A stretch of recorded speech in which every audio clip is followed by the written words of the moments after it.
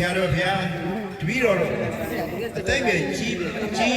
တဲ့မိသားစုတွေနဲ့အဆင်ပြေအောင်ဘယ်လိုနေရမလဲဘုရားဆိုပြီးတော့မေးမှုပါလေအဲ့တော့တိပိဋကမေကွန်းဆရာတော်ဘုရားကြီးကပြောပါတယ်ဒကမာကြီးတဲ့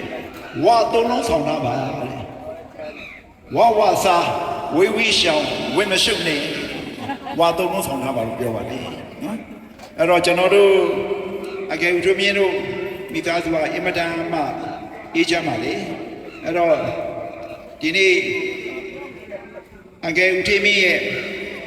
မွေးနေ့မင်္ဂလာရက်မြတ်မှသည်အသက်120တိုင်အောင်သာသမီမြေမြင့်များနဲ့အတူတာယာပျော်ရွှင်ွယ်ကောင်းတဲ့ဘဝလေးကိုပိုင်ဆိုင်ပြီးတခါလားအောင်မြင်မှုပေါင်းခံကြောင်းပါသည်ယောဂဗျာဟုသမျှလဲပိကြဘက်တွင်ရေမတင်တဲ့ကဲ့သို့ကင်းစင်ပပျောက်ပြီးဥစ္စာစီးပွားများလဲဒီလာတူတဲ့ပါသည် မိမိတို့ကိုယ်တိုင်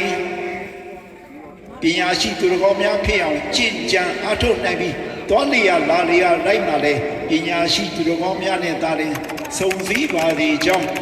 ဆရာကိုထွန်းနဲ့ဆရာမမဏိလာတို့ဦးဆောင်တဲ့ပဖတီမိသားစုများအားလုံးရဲ့ကိုယ်စားမေတ္တာတုံ့ပြန်ဆုတောင်းပေးလိုက်ပါတယ်ခင်ဗျာ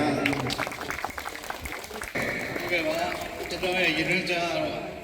ဟောဒီပဖတီကအင်မတန်မှမင်္ဂလာရှိတဲ့အသင်းတစ်ခုပါပဲအမြဲတမ်းကြိုးရှိမှုနဲ့ပေါင်းစုံနေတဲ့ညီကိုမောင်တို့အရင်းနေလို့ညီကြတဲ့အတွက်ကျေးဇူးတော်တင်ပါတယ်အဖွဲ့သားအားလုံးကလည်းညီညွတ်ကြပါတယ်အလူဒါနဆိုလည်းမနေကြပါဘူးဒါကြောင့်အင်တာပတ်မုံမြတ်တဲ့အသင်းကြီးမှာကျွန်တော်ရောက်ရှိတာအတွက်အင်တာပတ်ကိုယူပါတယ်ခင်ဗျာ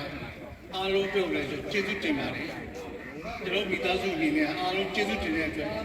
အမြဲတမ်းပါဝင်လို့ရှားပါပါအမြဲတမ်းလည်းတည်တက်ခံရပါစေလို့ဆုတောင်းရင်းနဲ့